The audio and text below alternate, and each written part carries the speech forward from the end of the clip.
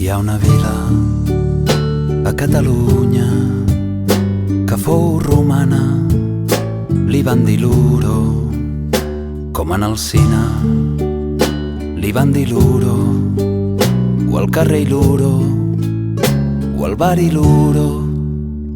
Hi ha una vila en el Maresme, un país lliure i tropical. És una vila de gent com cal, que per juliol fan l'animal.